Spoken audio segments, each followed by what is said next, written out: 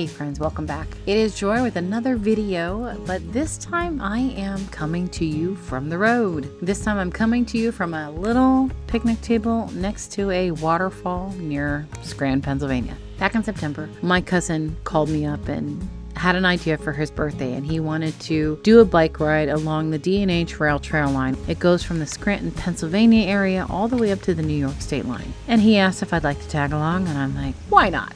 I've not been tent camping since we were kids, which is something we did as kids. Quickly went on to Amazon, purchased a tent, purchased a cot, purchased things I thought I needed for camping because it was all last minute. Didn't need the cot because it didn't fit in the tent. And I had to go to Walmart the following morning to get an air mattress because my 53-year-old body cannot sleep on the ground. It is not something that's comfortable. However, the tent camping experience I loved it. I may have bitched the whole time, but I absolutely loved it. But anyway, while he was biking the rail trail line and I drove to Walmart, I happened to come across this library and I knew I wanted to stop and take photos. It looked stunning. The library would have been fantastic to go in and literally spend hours in there walking around, but I had limited time because I had to go back up north, pick him up at whatever trailhead he was at because he would text me and let me know. And while I was there, I happened to pull over, and across the street from this library was a Victorian house, and there was a couple sitting out on their front porch. So I chatted with them for about 15 minutes, and then I asked if I could take some photos of their home because their home,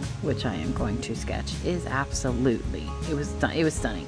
Absolutely stunning. If you ever find yourself traveling through small towns, look at the architecture. Some of these smaller towns that are on the East Coast have just absolutely stunning, gorgeous architecture. Built in the 1900s, built like a brick. They're gorgeous, absolutely gorgeous. The best part about travel, honestly, is these smaller towns. They are absolutely one of the favorite things I love discovering, especially when part of the small town has a waterfall in it. That's the best part of it. While I was attempting to watercolor this, my cousin shows up, and I'm going to let you listen to this conversation, and then we're going to have another conversation after that conversation is done, because I think it's funny. Oh, that's hilarious. How you feeling? Oh, I'm getting to be toast. Yeah? How many miles have you done so far? Well, I was smart enough to turn off my tracker for a couple miles. I turned it off when we stopped in Ariat. Oh. I was like 2 miles down, and I'm like, crap, I forgot to turn it back on. It was sketchy at that end. Was it? Well, isn't that the end they haven't worked on yet? Yeah, it's not great. I had to walk across some ruts. It was like mountain bike trail. Mm-hmm. And I was going down pretty good, so I was like, I'm downhill. I'm gonna have to come back up. And sure enough, I was like, you know what, I got this crossing of the road. I'm like, well, should I go into Thompson Bay Road? Mm-hmm. Up, down, up, down, up, down. Yeah. Finally got back to the trail, right where we met. And then I just was hauling downhill. Go back. I was flipping, I was moving. Well, that's cool. It is downhill. Yeah. So right now, I'm at 33.28, and if I took 2.5 off and I forgot to bring it back on, I might make it if I took the 10 back where we started. But I'm really debating if I want to do that. Are you willing to push yourself? I know. Because I do. I get to this 35 mark. I get to that point, I'm done. You're tired. I'm like, I don't know how to get over that hump. I'm supposed to do this gravel. If I was on the road the whole time, It'd be different? I'd be like 60 miles in. Yeah. It's like so much more energy. So, I was like, Clean well, that.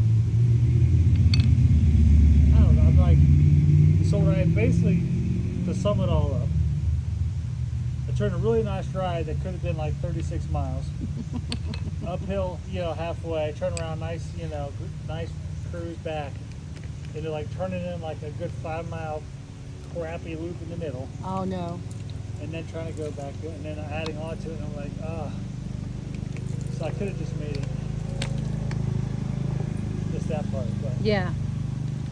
yeah, I'm Feeling it? feeling it for sure.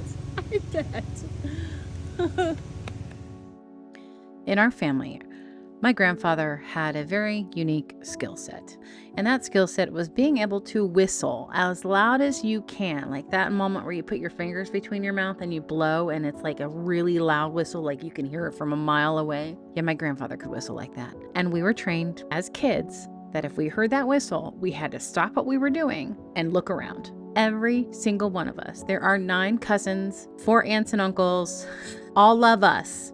Every single one. Still to this day, even though my grandparents have long since passed, we'll stop what we're doing and look to see who whistled. The ironic thing about this little story that I'm telling you right now is when we were kids and traveling out west and we were actually attending my aunt and uncle's wedding, my cousin David, who I am camping with, learned how to whistle on that trip.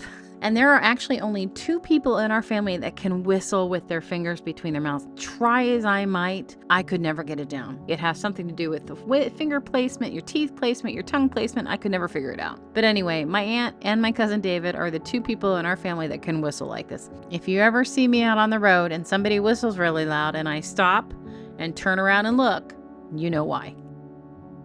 Anyway, this is the end of me chatting. You are going to enjoy the rest of the process of me painting this. As you can tell, life got in the way, and it was a few months after this trip that I was able to complete the painting. If you have any questions, be sure to drop a comment. I hope you enjoy it. I hope you like it. I hope you subscribe. I hope you have a fantastic summer, and I will see you next week.